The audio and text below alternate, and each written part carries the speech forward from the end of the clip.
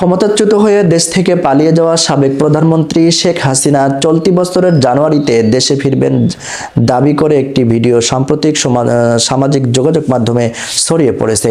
এই ভিডিওটি সাম্প্রতিক সময়ের নয় বলে জানিয়েছেন তথ্য যাচাইকারী প্রতিষ্ঠান রিউমার স্ক্যানার। টিকটকে ছড়িয়ে পড়া ভিডিওতে বলা হয় 2024 সালের 5 আগস্ট শেখ হাসিনা ভারতে পালিয়ে যাওয়ার আগে একটি ভাষণ রেকর্ড করতে চেয়েছিলেন, কিন্তু ছাত্রছাত্রীদের জন্য তিনি সেটা করতে পারেননি।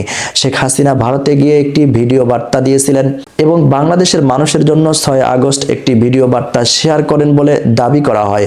ভিডিওটিতে উপস্থাপক দাবি করেন যে শেখ হাসিনা বলেছেন, সাময়িক সময়ের জন্য আমি দেশ ছেড়েছি, আজীবনের জন্য নয়। আমার সঙ্গে যা ঘটেছে তার সব কিছুর হিসাব আমি নিব। এটা আমার বাবার দেশ, এটা আমার হাতে গড়া বাংলাদেশ। এত সহজে দেশ ছেড়ে চলে যাওয়ার মতো পাত্রী আমি নই। মনে রেখো, দিনটা সবার ছিল, বাট বছরটা আমার হবে।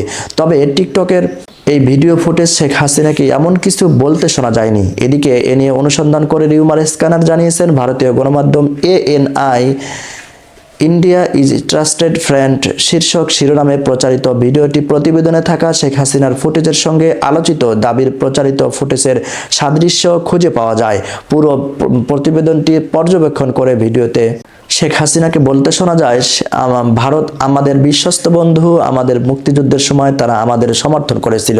1975 সালের পরে যখন আমরা আমাদের পুরো পরিবার হারিয়েছিলাম, তারা আমাদের আশ্রয় দিয়েছিল। তাই ভারতের জনগণের প্রতি আমাদের শুভকামনা। এছাড়া ভারতের ANTVর ওয়েবসাইট একই দিনে প্রকাশিত সংবাদ থেকেও একই তথ্য জানা যায়। অর্থাৎ ভিডিওটির সঙ্গে আলোচিত দাবির কোনো সম্পর্ক নেই।